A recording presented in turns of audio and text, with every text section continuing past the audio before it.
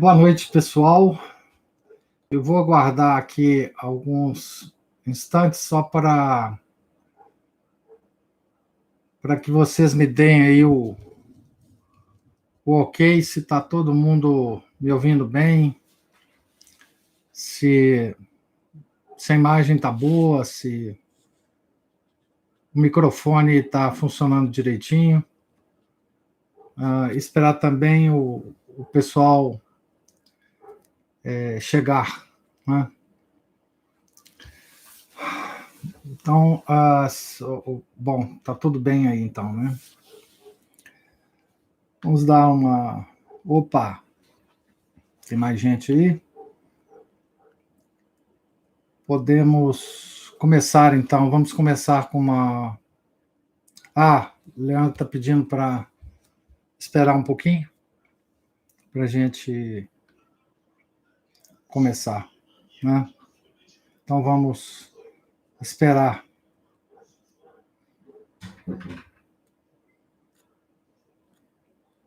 Um pouquinho.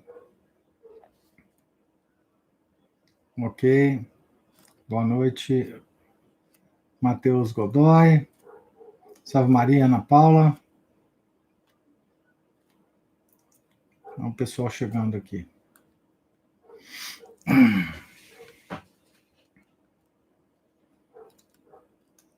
Estamos nessa situação do contato via internet, na situação aqui do bichinho que está nos atacando, então nós temos que fazer isso online.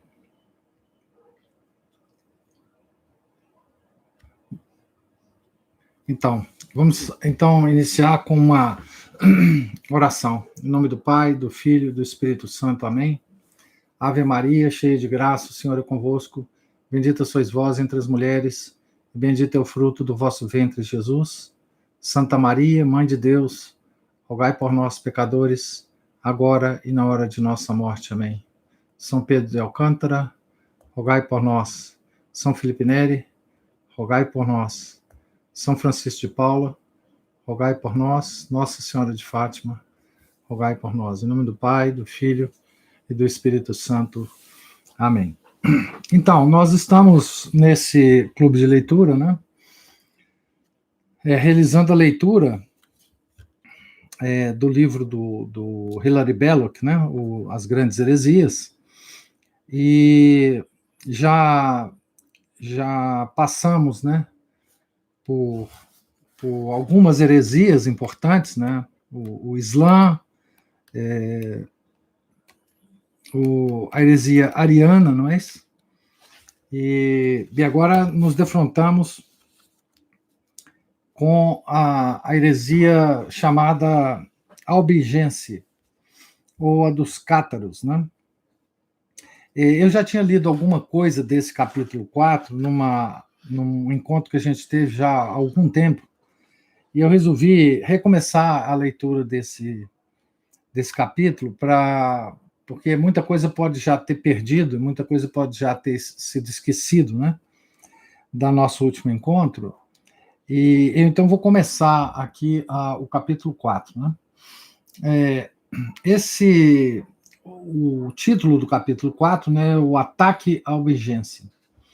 Esse nome ficou conhecido por causa do centro dos hereges, que foi a cidade de Albi, na região do Languedoc, da França. Né? E também a heresia dos cátaros, porque são esses cátaros, né, que se concentraram, então, nessa região francesa. Essa heresia, ela tem permanecido absolutamente constante na história da Igreja, né? Desde da antiguidade, né? Ela é uma heresia de corrente gnóstica, né? A gnose é uma doutrina, né, que nasceu antes do cristianismo, né? E ela, quando do advento do cristianismo, ela então adotou um certo sabor cristão, né? Uma certa tonalidade cristã. Mas ela já havia aparecido antes do cristianismo, no Oriente e no Ocidente, e ela tem certas características que são comuns a todas as seitas, digamos assim, gnósticas que já existiram. Né? E ela também, ela já foi, a igreja já enfrentou essa heresia em várias épocas da sua história, e Santo Irineu, Santo Hipólito de Roma, Santo Agostinho, todos eles, e muitos outros, todos eles escreveram obras sobre essa heresia, né? Mas esse específico momento histórico, tá certo? No século X, XI, XII, essa heresia se tornou algo de muito preocupante para a cristandade, né? Porque ela começou a tomar uma forma extremamente poderosa dentro da igreja. Ela conseguiu se infiltrar dentro da igreja e, se ela não fosse vencida nesta época, ela destruiria a igreja. Da mesma forma que destruiria a igreja o arianismo, se não fosse vencido também pela igreja. Agora, uma das características das heresias é que, embora elas sejam vencidas pela igreja, algum vestígio delas sempre permanece. Né? E nós vivemos numa época, hoje, no século XXI, né, em que nós podemos ver todas essas ideias heréticas não só dominando o mundo como um todo, essas doutrinas heréticas não só dominando o mundo como um todo, como com grande poder mesmo dentro da igreja. Por isso é muito importante que a gente estude essas erupções de heresia na história da igreja para a gente, de certa forma, compreender o momento em que a gente vive hoje. Né? Então, essas doutrinas estão fora da igreja. Nós não podemos chamar quem está fora da igreja de herege, né? Mas a gente pode reconhecer, por exemplo, a gnose em muitas manifestações culturais, científicas, sociais, etc, etc. Mas nós podemos identificar os hereges dentro da igreja, né? Então, por isso é importante esse estudo que nós estamos empreendendo sobre as heresias, né? Não é um assunto, digamos assim,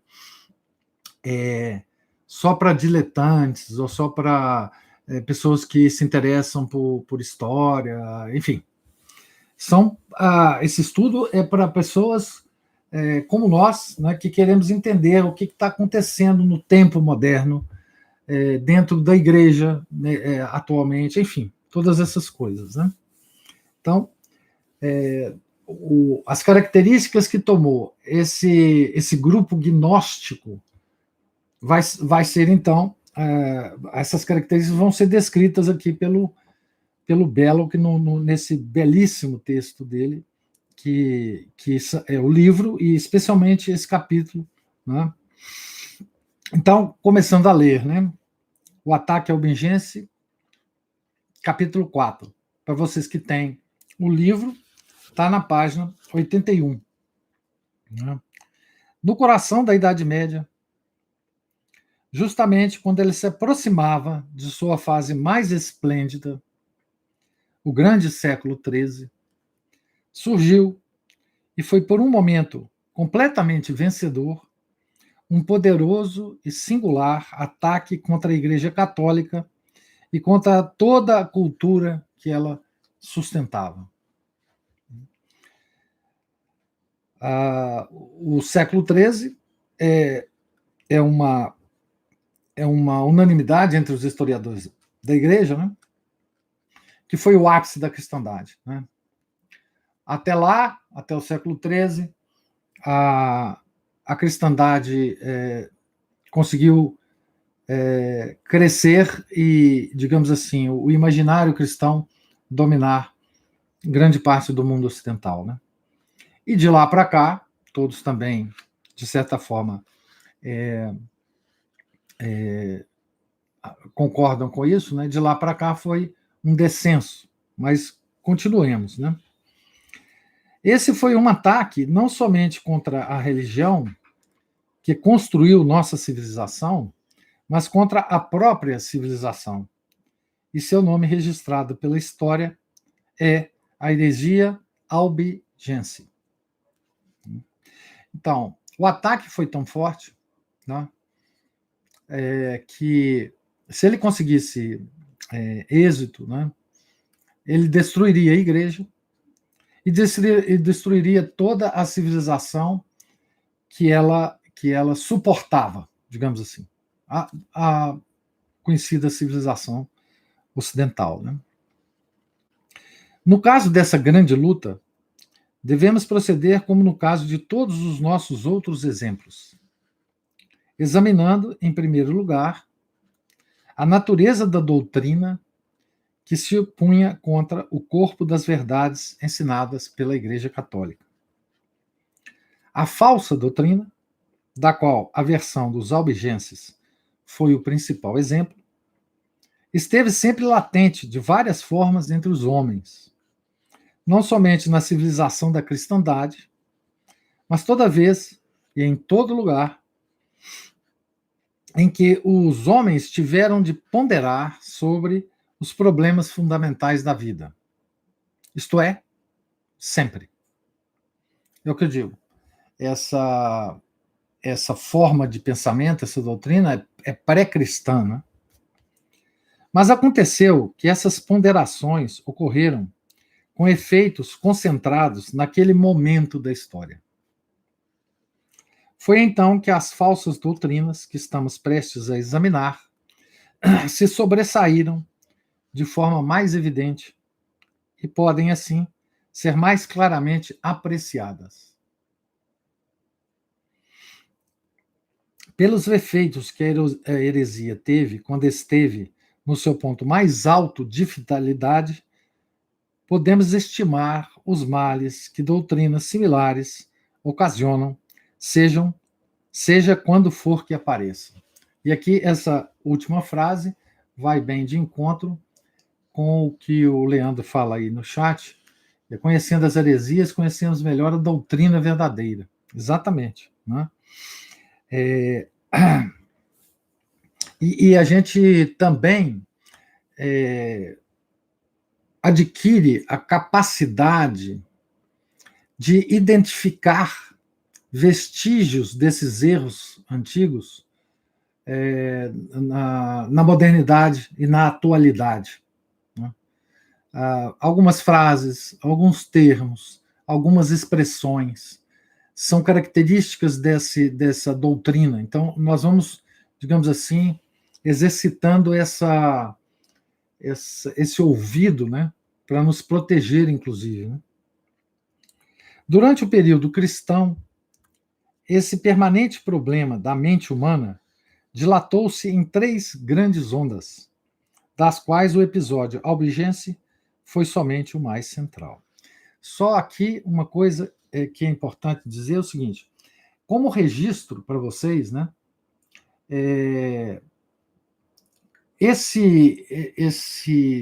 essa doutrina, que tem aqui um outro sabor na época dos Cátars, ela nasceu, tem um registro dela nos Atos dos Apóstolos. Eu agora não me lembro exatamente que capítulo, mas na figura do Simão Mago, não é?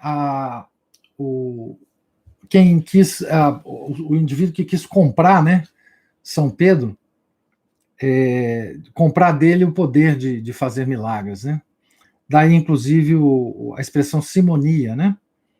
Mas para vocês, então, só se terem uma ideia da onde é que, no seio da cristandade, nasceu essa heresia, né? Então, as três grandes ondas, né, das quais o episódio Objetos foi somente a mais central. São três grandes ondas. A primeira grande onda foi a tendência maniqueia dos primeiros séculos cristãos. Então, o maniqueísmo é uma doutrina gnóstica cujo de mesmo tronco que a doutrina dos cátaros e dos albigenses, né? A terceira onda foi um movimento puritano na Europa que acompanhou a Reforma e sua sequela, o jansenismo. Então, a terceira onda vai aparecer, não é? Bem mais tarde, uns 5 ou 6 séculos depois, né? A partir da Reforma, né? E, sobretudo, o calvinismo, que se espalhou para a igreja, né? que invadiu a igreja na forma de uma heresia que foi chamada de jansenismo, né? Que não é o caso de tratar aqui, mas no capítulo sobre o protestantismo, o Belo que vai dar uma pincelada nisso para nós. Então, o primeiro movimento foi os maniqueus, que ele está identificando aqui, tá? Mas tem muitos submovimentos aí. Ele está fazendo só uma simplificação. O primeiro movimento vigoroso da espécie tinha se exaurido antes do final do 8º século. Lembrando aqui, né? Os maniqueus, quer dizer, Santo Agostinho, na juventude, foi maniqueu, né? E depois lutou contra os maniqueus, né? Santo Irineu, 2 séculos antes, né? Também já tinha identificado isso e tinha identificado, inclusive, toda a doutrina desses hereges, né? Então, no século VIII, o maniqueísmo, digamos assim, ele tinha desaparecido da realidade. Ele não desapareceu de fato, porque ele ficou como que latente, né? O segundo foi destruído quando o movimento albigense foi definitivamente erradicado no século XIII. Então, o albigense é a segunda onda, né? E o terceiro, que é o calvinismo, a onda puritana, né? Está somente agora em seu declínio, depois de ter causado um sem número de males. Então, as três ondas, né? Maniqueísmo, né? A segunda onda, catarismo, e a terceira onda, puritanismo. No caso da igreja, jansenismo, né? Mas qual é essa tendência geral ou humor que em sua fase inicial foi chamada maniqueísta? Não, o arianismo não é maniqueísta, tá? O Sidney está perguntando aqui. O arianismo não é da mesma raiz desse tipo de heresia. O arianismo é a negação da divindade de nosso Senhor Jesus Cristo. No nestorianismo tem alguma coisa. Tá? Tem vários submovimentos nisso aqui. O Belo está só simplificando a coisa para nós aqui. Tá? Então, qual é essa tendência geral ao humor que em sua fase inicial foi chamado de maniqueísta, que em sua fase mais nítida, que estamos prestes a tratar, é chamada albigense, e que nós conhecemos da história moderna como puritanismo? Qual é o poder subjacente que produz heresias desse tipo?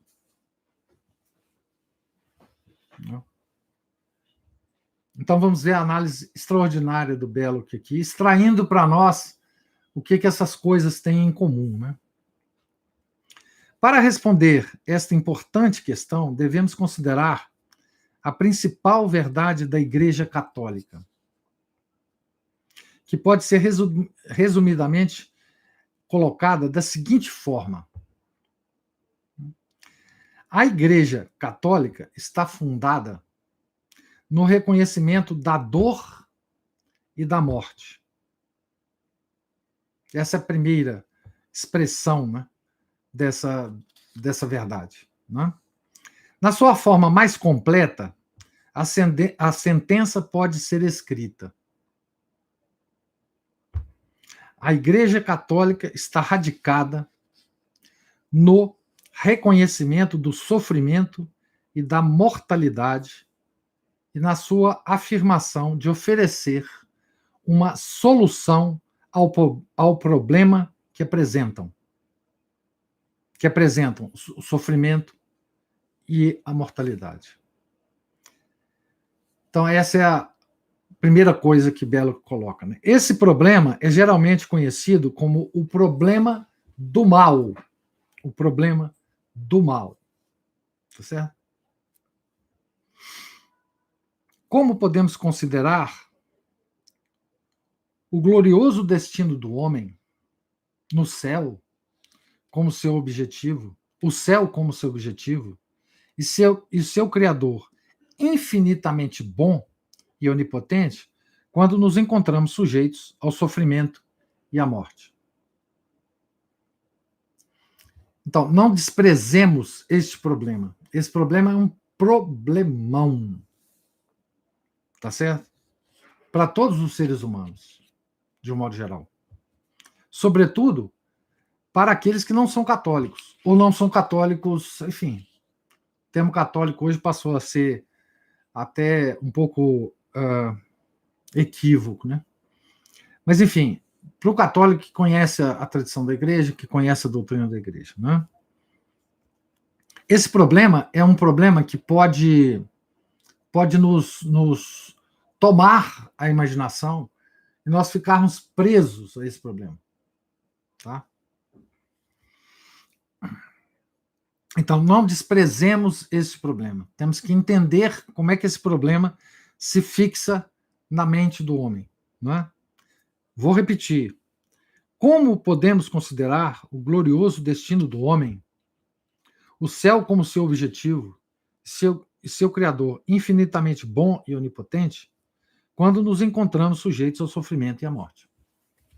Então, nós devemos nos colocar essa pergunta e nós devemos tentar respondê-la para nós mesmos. Né? Tá certo? Qual que é a nossa resposta de católico a esse problema? Né? Certo? Uma das coisas mais importantes no estudo das heresias é a gente se colocar na pele daqueles homens que sofreram o ataque daquela heresia. Como é que eles reagiram? Como é que eles viam esses problemas? Como é que eles sentiram o impacto disso na sua inteligência, né? E nas suas ações, na sua moral, né? Quase todos os jovens e pessoas simples são apenas superficialmente conscientes desse problema. O grau de consciência depende das situações da vida de cada um. Quão cedo se enfrentou uma perda por morte, ou quão cedo adveio uma grande dor física ou moral. Ou mental. Mas cedo ou tarde, todo ser humano que pensa alguma coisa, qualquer um que não seja idiota, enfrenta o problema do mal. E quando observamos a raça humana tentando desvendar o significado do universo, ou aceitando a revelação, ou seguindo religiões e filosofias falsas e deturpadas, nós encontramos os homens sempre preocupados com aquela insistente questão: por que sofremos? Por que devemos morrer? Essas são as questões. Né?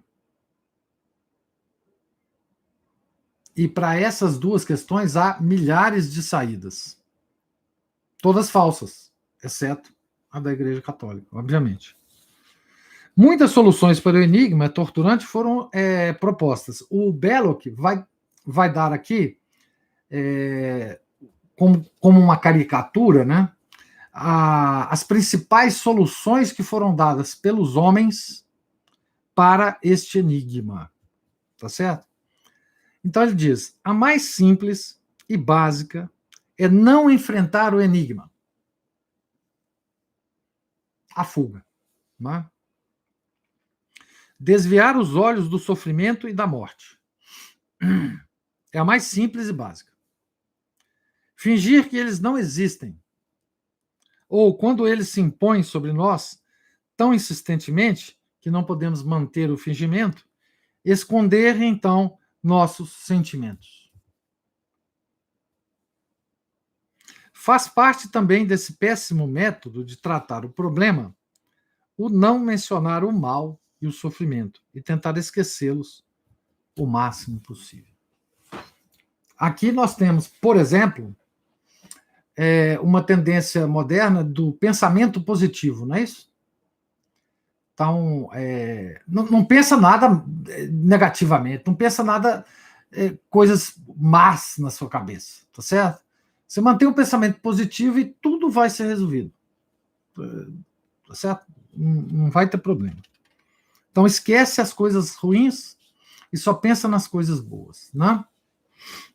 Esse é uma dos vestígios que sobrevive em nós, né? Aqui hoje na nossa, enfim, no nosso tempo, né? Uma solução menos básica, mas igualmente desprezível intelectualmente, é dizer que não há problema, pois somos todos parte de uma coisa morta e sem sentido, sem nenhum Deus criador. É o mesmo que dizer que não há realidade no certo e errado e na concepção de beatitude ou da miséria. Bom, ele chama essa atitude de desprezível intelectualmente. E, de fato, é uma expressão correta que ele usa, né? Então, nada aqui faz sentido mesmo, nós não temos, enfim, não tem, ninguém nos criou, nós somos produto de uma sequência enorme de coisas que acontecem nessa salada que é o universo. Então, nós, assim como nós acontecemos, né? Porque apenas foi um acontecimento, nós podíamos não ter acontecido, então a vida não vale nada, enfim, tá certo? A outra forma mais nobre de solução do enigma, que foi a favorita da sofisticada civilização pagã, da qual viemos, a forma dos grandes romanos e dos grandes gregos, é o estoicismo. Ele pode vulgarmente ser considerado a filosofia do sofrer sorrindo.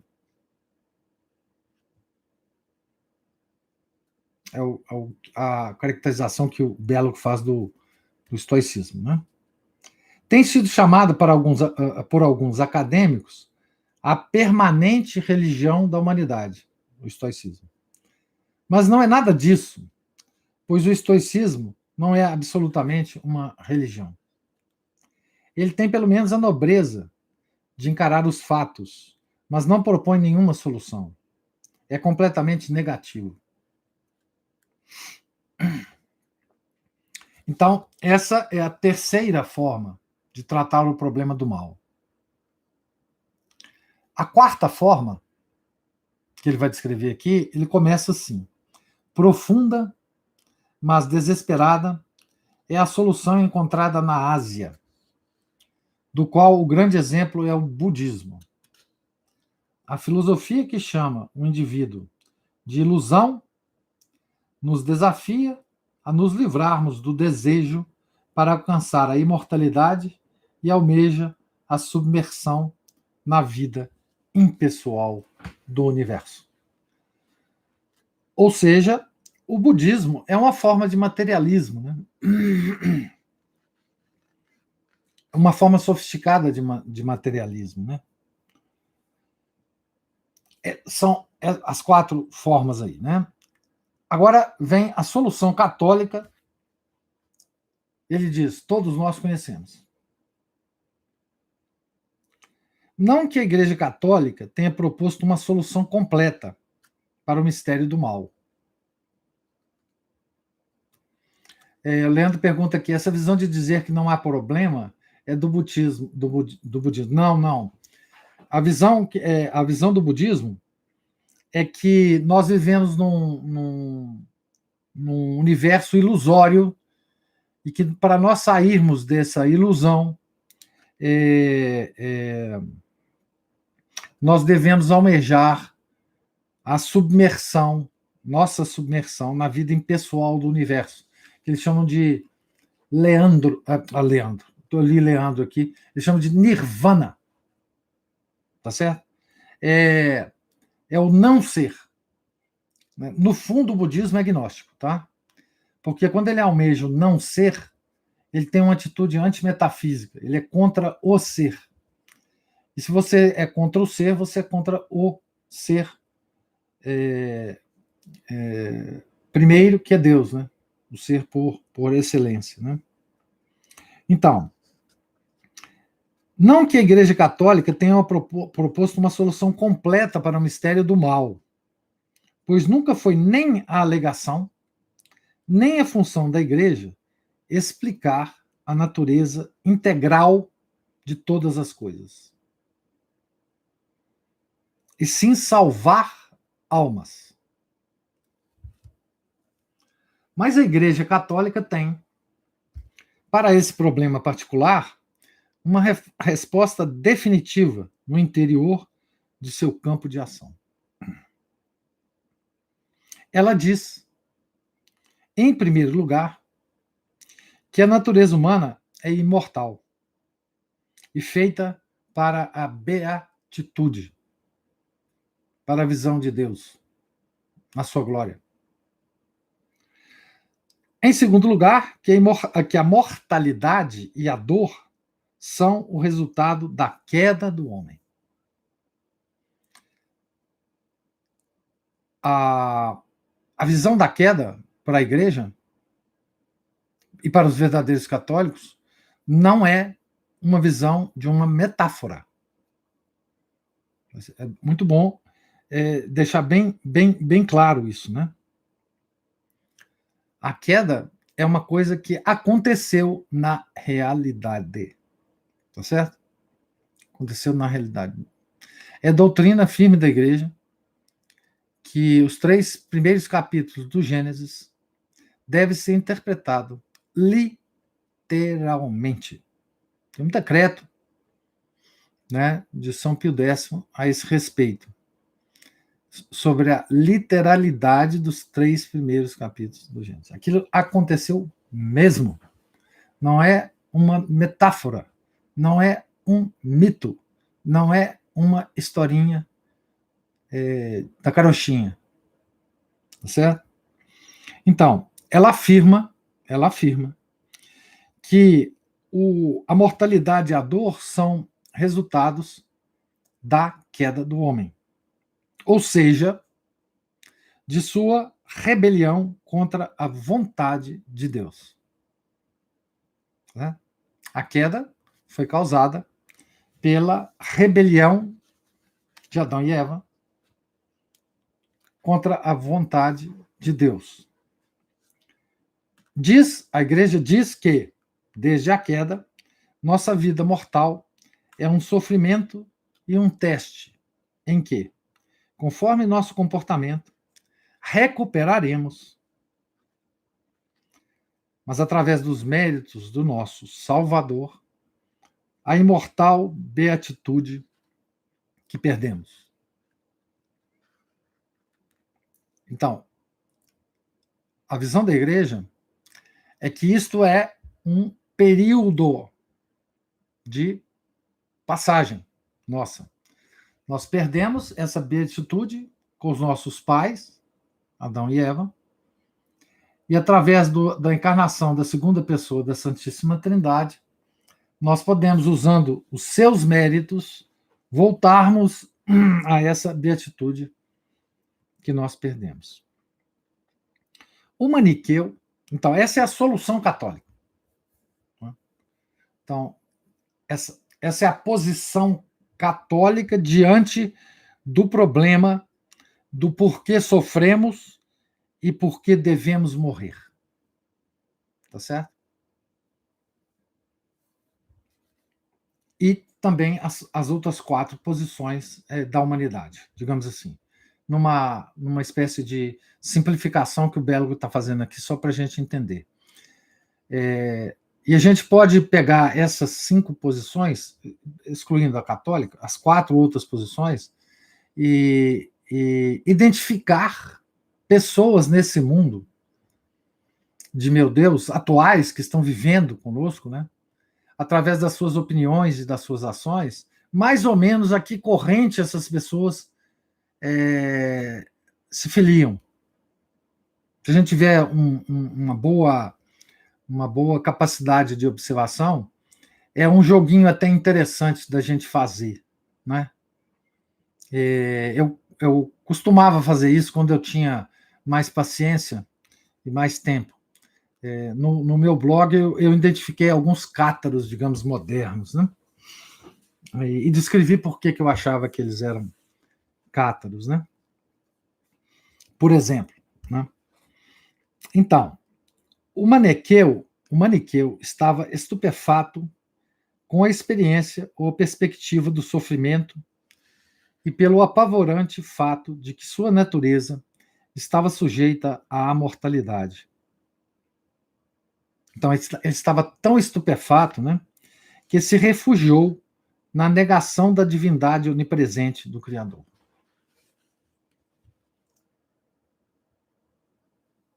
Tá certo? Essa posição maniqueia, né? Dizia que o mal estava em operação no universo tanto quanto o bem. Os 2 princípios estavam sempre lutando entre si como iguais. O homem estava sujeito tanto a um quanto a outro. Se ele tivesse a possibilidade de lutar, que o fizesse no sentido do princípio do bem e evitasse o poder do princípio do mal. Mas devia tratar o mal como uma coisa onipotente. O maniqueu reconhecia do mal, mas devia... Desculpe. O maniqueu... Me perdi aqui. O homem estava sujeito tanto a um quanto a outro. Se ele tivesse a possibilidade de lutar, que o fizesse no sentido do princípio do bem e se evitasse o princípio do mal. Mas devia tratar o mal como uma coisa onipotente. O maniqueu reconhecia um Deus mau e também um Deus bom e sintonizava sua mente a essa espantosa concepção. Tá certo? Bem, note o seguinte, quando nós lemos isso hoje, nós podemos até considerar que isso é uma idiotice, digamos assim, tá certo? Mas essa é uma atitude que a gente não deve tomar, lembrando que Santo Agostinho, na sua juventude, era maniqueu, tá certo?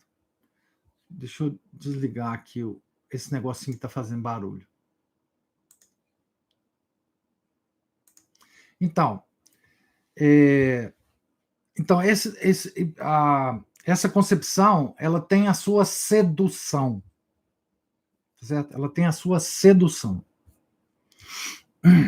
Tal tendência mental alimentava toda sorte de efeitos secundários. Então, bem, se o homem passar a pensar assim, o que vai acontecer então? Né? São os efeitos secundários. Em alguns homens, essa tendência levaria à adoração do demônio. Em muitos, à magia, que é uma dependência a algo distinto do próprio livre-arbítrio. Há truques que manifestassem o mal à distância ou enganassem. Também levava, paradoxalmente, à perpetração deliberada de muitos males, em relação aos quais se dizia que não adiantava lutar contra eles ou que eles não importavam, pois nós estávamos, de qualquer forma, cativos de uma coisa tão poderosa quanto o poder do bem, e que devíamos agir em conformidade com a situação. Então, veja bem, essa, digamos, essa perspectiva em relação ao mal, que tomou a forma do maniqueísmo, tá certo? Ela levou uma série enorme de efeitos secundários. Tá certo? Então, os cultos ao demônio, que hoje estão absolutamente entre nós, né? Existe, por exemplo, uma igreja satânica, institucional, né? Eu acho que ela tem até site aqui no Brasil, eu acho que tem. Nos Estados Unidos tem. Né? É uma igreja que adora o demônio, né? A magia, nas suas mais diversas formas, né? Que é a conjuração de poderes espirituais para obter alguma coisa no plano da matéria, a magia espiritual, porque existe uma magia natural também, mas existe uma magia sobrenatural. Né?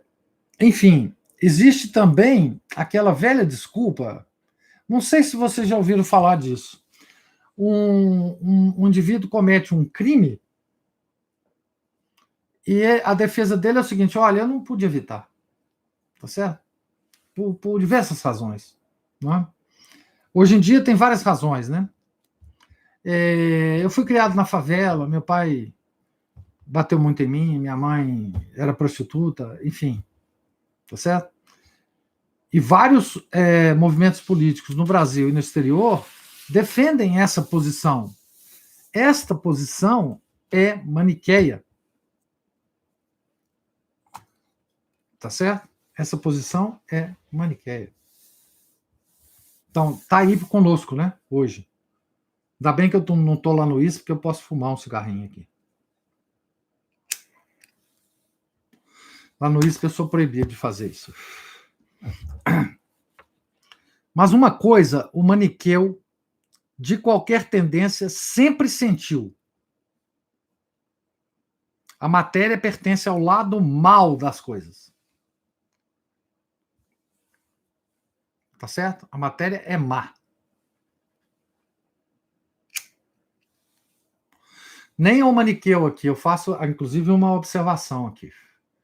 O Leandro deve estar na casa dele, também fumando, sabe? Mas ele não...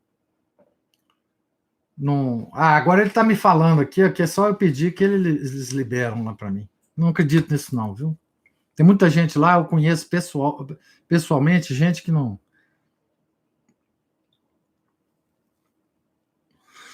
gosta desse negócio, não. Então, a matéria pertence ao lado mal. Esta é uma característica de todos os gnósticos.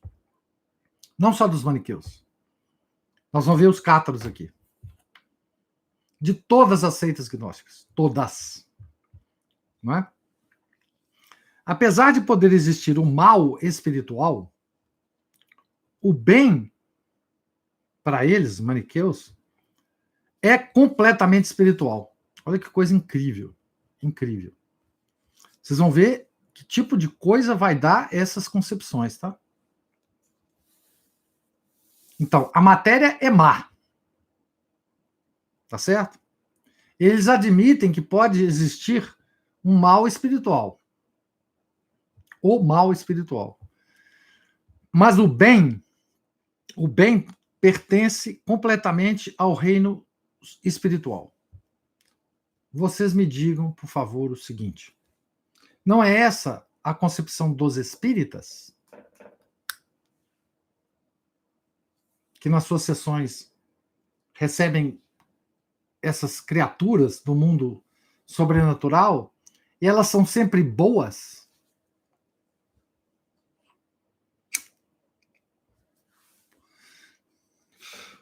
Essa é exatamente a concepção dos espíritas. Tudo que vem do plano sobrenatural é bom. Tá certo? Então, Mais um exemplo, né?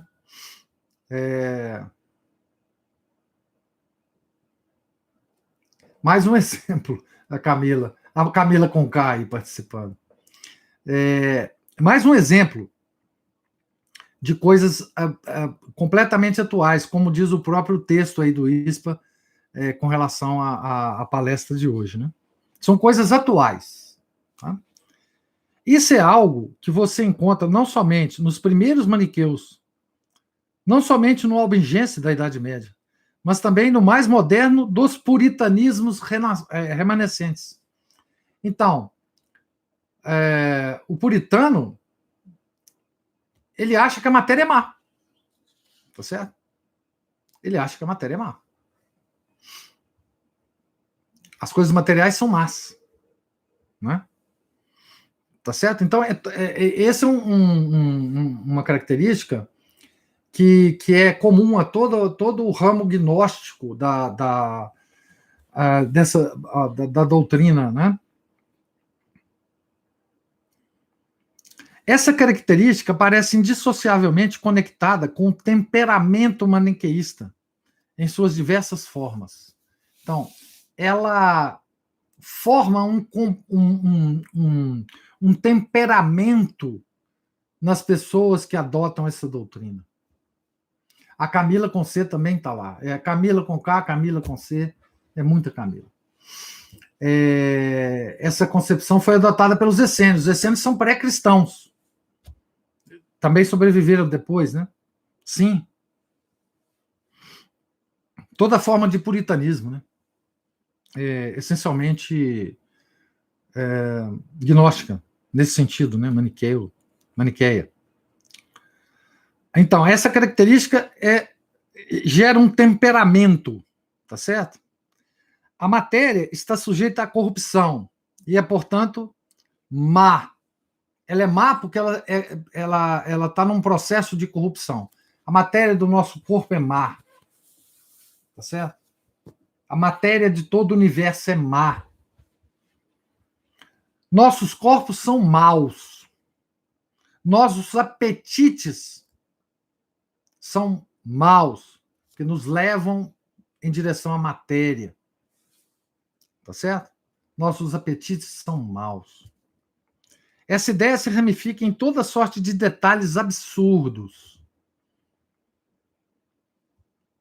O vinho é mau. Todo prazer físico é mau. A alegria é má.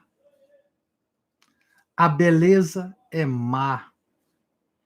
Os divertimentos são maus. E assim por diante.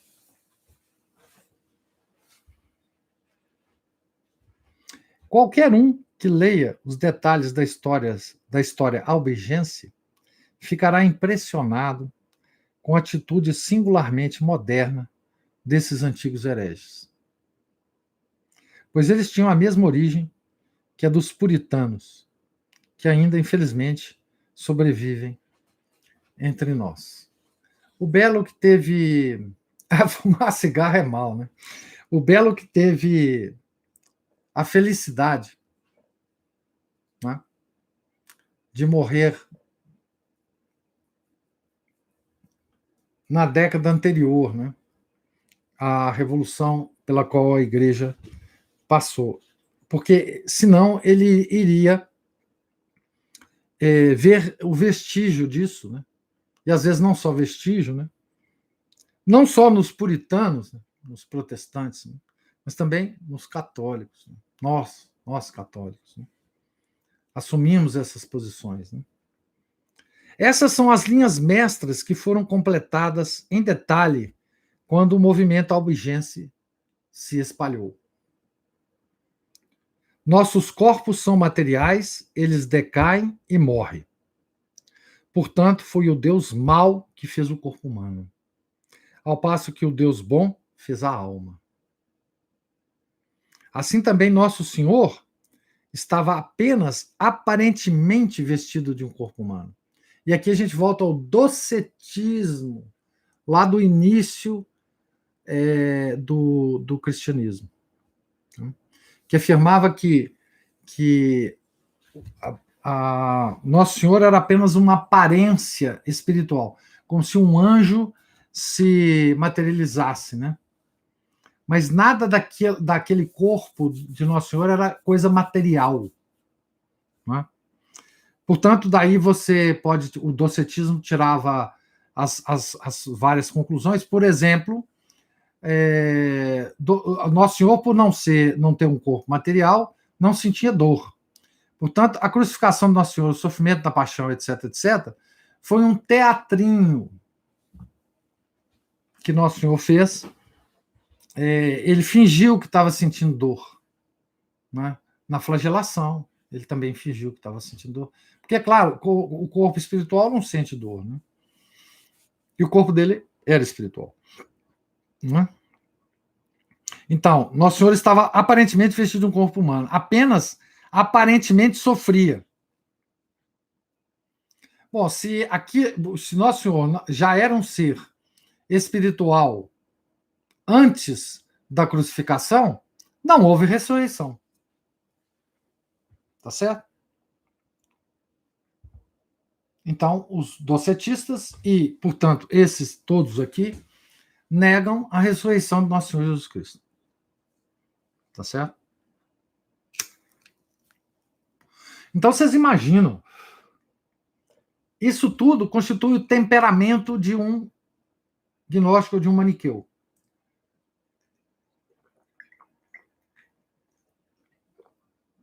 Ou de um cátaro. Tá certo? Como a Igreja Católica sempre se opôs fortemente a esse tipo de atitude, sempre houve um conflito irreconciliável entre ela e os maniqueus e puritanos. E esse conflito nunca foi mais violento do que a forma que ele tomou entre os albigenses e a Igreja Católica organizada daquele tempo, séculos XI e XII, na Europa Ocidental. O papado, a hierarquia, todo o corpo da doutrina católica e os sacramentos católicos estabelecidos foram alvo da ofensiva albigense. Então, vocês imaginam o seguinte: se Nosso Senhor tinha um corpo espiritual que nos parecia material, se ele não sofreu na cruz, e se não houve a ressurreição,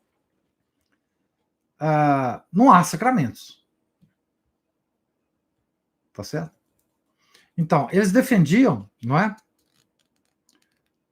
Esse pessoal defendia uma igreja não sacramental, como os protestantes também, né? Alguns sacramentos eles admitem, enfim, é uma confusão. O protestantismo é uma confusão miserável. Depois nós vamos ver aqui no próximo capítulo. Mas vocês percebem as conclusões lógicas que se pode tirar a partir de uma posição doutrinária errada de início, né? A questão maniqueísta, onde quer que ela apareça na história, surge como algumas doenças epidêmicas do corpo humano. Se vocês acham que isso aqui está muito atual, né? Doenças epidêmicas, problema de vocês. Ela chega e você dificilmente nota de onde. Tá certo? Surge em vários centros. Cresce em poder e se torna finalmente um tipo de praga devastadora. Assim aconteceu com a grande fúria albigense há 800, 900 anos atrás. As origens são obscuras. Nós podemos seguir suas pegadas. O século XI, o período entre os anos 1000 e 1100, pode ser considerado o despertar da Europa. Aliás, a verdadeira renascença. A verdadeira renascença ocorreu aí. Né? Ele vai descrever bem isso aqui. Nossa civilização acabava de passar por terríveis provações. O Ocidente foi saqueado. Em alguns lugares, a cristandade tinha quase se extinguido por hordas de piratas pagãos vindos do norte, os escandinavos, que só mais tarde foram parcialmente convertidos. Do leste, vieram os invasores mongóis, que cavalgaram na direção da Europa, vindo das planícies do norte da Ásia. E havia ainda o grande ataque muçulmano contra o Mediterrâneo, que conseguiu ocupar quase toda a Europa, dominou permanentemente o norte da África e a Síria e ameaçava a Ásia Menor e Constantinopla. A Europa estava sitiada, mas começava a afugentar seus inimigos. Os piratas do norte foram vencidos e expulsos. Os recém-civilizados germânicos, que atacavam os mongóis e salvaram a região norte do Danúbio e a fronteira a leste. Então, os recém-civilizados germânicos. Aqui tem uma nota de pé de página, dizendo assim, nota do autor, né, do Belloc. Todo o sul da Alemanha foi afetado pela civilização romana, de algum modo. E de modo intenso, o Vale do Reno. Mas a civilização germânica em geral, incluindo-se o norte e os homens do Elba, foi um trabalho de missionários católicos da Alta Idade Média, principalmente ingleses e irlandeses. Então, essa civilização dos germânicos, né, essa conversão dos germânicos, foi um trabalho dos ingleses e dos irlandeses. Né? Então, esses recém-convertidos atacaram os mongóis e salvaram o norte, a região norte do Danúbio e a fronteira a leste. Os cristãos eslavos se organizaram ainda mais a leste. Era o início do reino da Polônia. Mas o principal campo de batalha era a Espanha. Lá, durante o século XI, o poder muçulmano foi sendo afastado cada vez mais para o sul, até que, muito antes do século terminar, grande parte da península tinha sido recuperada pelos cristãos. Foram 700 anos de luta, né, na Península Ibérica. Com esse sucesso material, houve um extraordinário despertar da inteligência nas disputas, nas disputatio filosóficas e nas ciências físicas. Começava um desses períodos que aparecem na história de tempos em tempos, em que se respira, por assim dizer, um ar de primavera. A filosofia crescia vigorosamente, a arquitetura se expandia, a sociedade se organizava mais e as autoridades civis e eclesiásticas começavam a ampliar e a codificar seus poderes. Até então não houve tempo para isso. Desde a queda do Império Romano Ocidental, né, século V, a igreja estava ocupada demais com suportar todo o peso da civilização, né, que ela não tinha tempo para mais nada. Leandro está dizendo, essa foi a verdadeira idade das luzes. Sim, é o Renascimento. Esse Renascimento, que eles chamam de Renascimento, século XVI, é apenas um nome que foi dado justamente para desconhecer o verdadeiro renascimento da Europa. Né? Pois bem, toda essa nova vitalidade aumentava o vigor, tanto da heresia quanto da ortodoxia. Começavam a aparecer desde o Oriente, aqui e acolá, na direção do Ocidente, indivíduos ou pequenas comunidades que propunham e propagavam uma nova e, como diziam, purificada forma de religião. Eu quero acrescentar aqui ao texto do Belloc uma outra coisa que aconteceu nesse período de uns 300, 400 anos, né? Foi o abençoado aquecimento global. Tá certo? O aquecimento global medieval.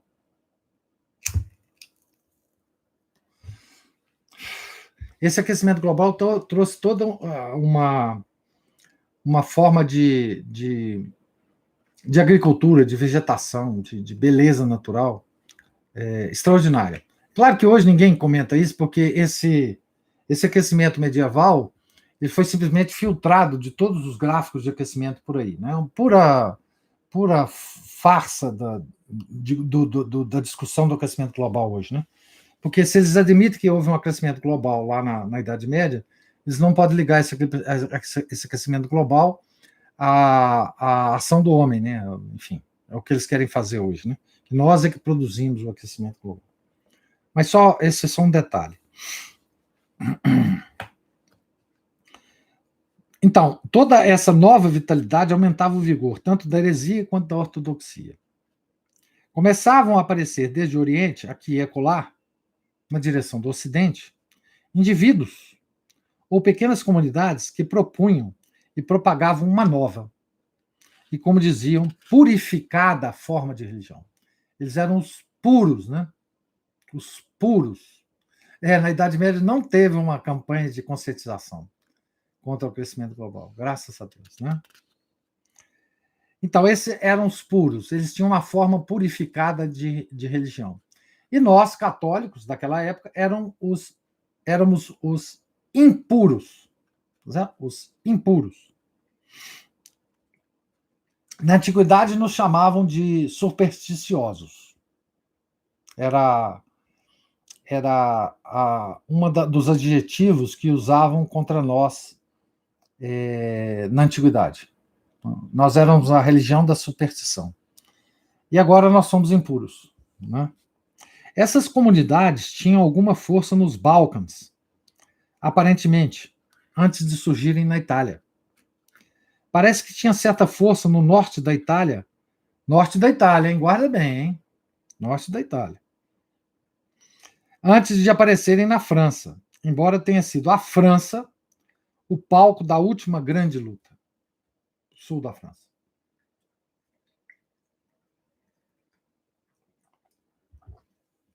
Depois dessa geografia da coisa, ele vai explicar bem no decorrer do capítulo. Esses homens foram conhecidos por vários nomes. Então veja que vocês vão, se vocês pesquisarem na internet ou consultarem uma enciclopédia católica que valha esse nome, né? Sugiro para vocês esses documentos todos de consulta sejam todos documentos publicados antes da década de 60, na década de 50, 40, etc. Tem uma extraordinária enciclopédia católica do início do século, de vários volumes, né, 30 e poucos volumes, que nós temos na nossa associação, São Felipe Neri. Essa coleção são volumes grossíssimos, né? E nós temos uma versão em francês dela. Me parece que é a única versão que tem em termos de línguas modernas. Então, vocês podem consultar vários desses nomes que eu vou falar aqui, que eles tomaram, né? Essa movimentação do século X, XI. Paulicianos, por exemplo, ou um nome que os referenciava à origem búlgara. Eram geralmente conhecidos como os puros. Eles mesmos gostavam desse epíteto, que traduziam para o grego e se chamavam cátaros. É uma palavra grega que significa puros, né? A história completa desse obscuro avanço do perigo, a partir do leste da Europa, ficou perdida no brilho da glória, quando, durante o século XIII, a cristandade atingiu o cume da civilização. E as origens dos albigenses foram esquecidas, e sua obscuridade foi acentuada pela sombra com que essa glória os cobriu. Apesar disso, foram uma influência tão perigosa quanto difundida, e houve um momento em que parecia que eles nos solapariam completamente. Os concílios da igreja estavam cientes do que estava acontecendo, mas a coisa era muito difícil de definir e dominar. Em Arras, Flandres, já em 1025, um concílio condenou certas proposições heréticas daquele tipo. Em meados do século 1049, houve outra condenação mais geral, emitida por um concílio reunido em Reims, na Champagne. Tá certo? A heresia pairava como um miasma ou uma névoa envenenada que se movia por sobre um amplo vale e ora parava aqui, ora acolá. Começou a se concentrar no sul da França. E foi lá que ocorreu o confronto decisivo e final entre ela e a força organizada pela Europa católica. Vou ler o próximo capítulo aqui, a gente então encerra, obviamente, a leitura, mas ficamos aqui para fazer algum tipo de discussão que vocês queiram. Tá? Para se definir e se fortalecer, a heresia teve a ajuda da primeira grande cruzada que excitou toda a Europa, trouxe uma inundação de novas influências do Oriente e estimulou todo tipo de atividade no Ocidente. Aquela cruzada, como vimos no capítulo anterior, nós já estudamos essas movimentações da cruzada, né, das cruzadas, né, coincidiu com o final do século XI. Jerusalém foi capturada em 1099.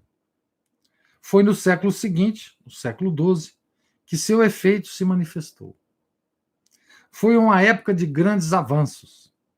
As universidades foram criadas, tal como os chamados parlamentos, e os primeiros arcos ovalados surgiam. Era o gótico. A verdadeira Idade Média aparecia sobre a Terra. Em tal atmosfera de vigor e crescimento, os cátaros se fortaleciam, como faziam todas as outras forças em seu entorno. Foi no início do século XII que a questão começou a ficar alarmante, e mesmo antes da metade do século, o norte da França já insistia que o papado agisse.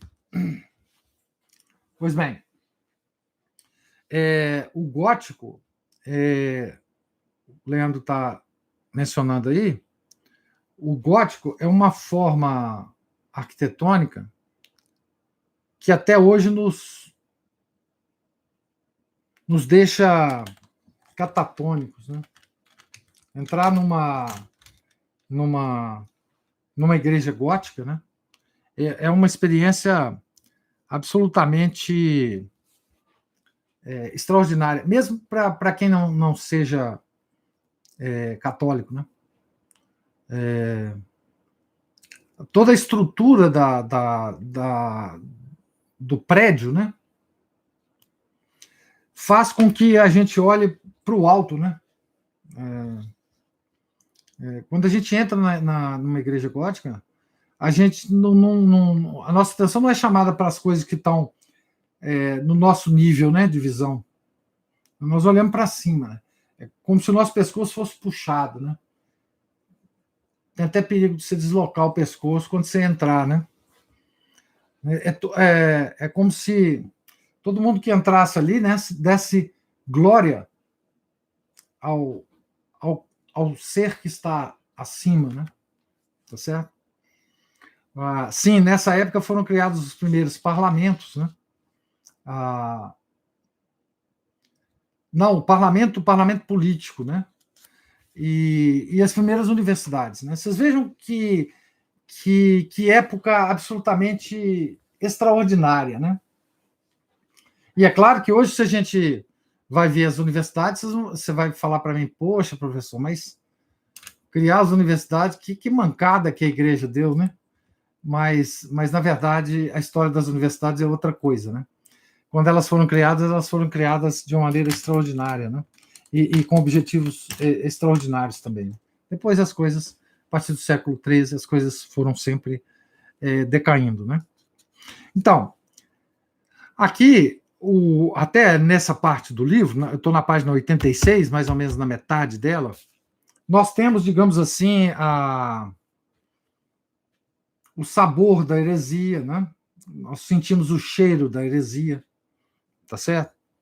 E agora o Belo que vai entrar aqui na história exatamente dos confrontos dos hereges e da igreja.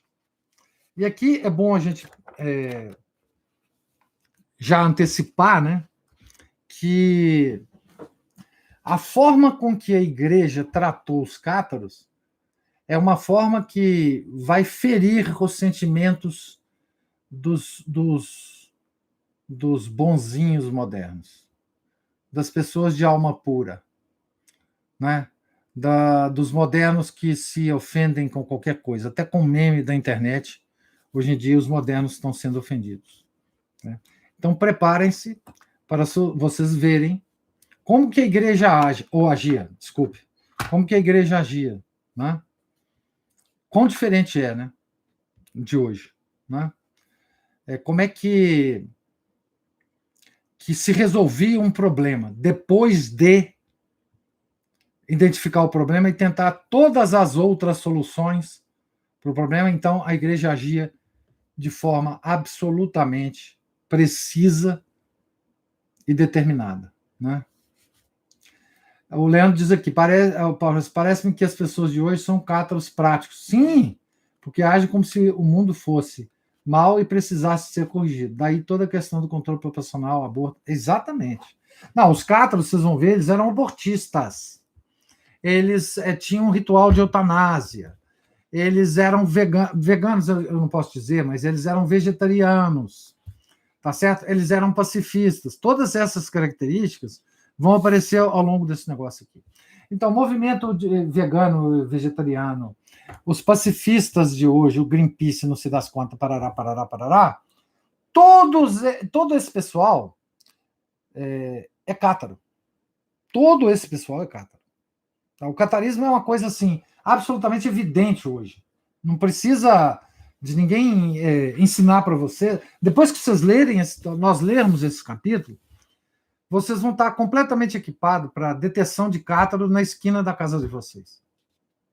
Escritores, intelectuais, né? Compositores, cientistas. Qualquer lugar que você olhar, você vai detectar essa doutrina, né? Quem não estiver na igreja não será herege, obviamente. O herege é só o cátaro que está dentro da igreja. E existem muitos. Mas, do modo geral, se está fora, eles são cátaros doutrinários, né? Tá certo? Eles prestam. Então, aborto, eutanásia, eles tinham um ritual de suicídio, né?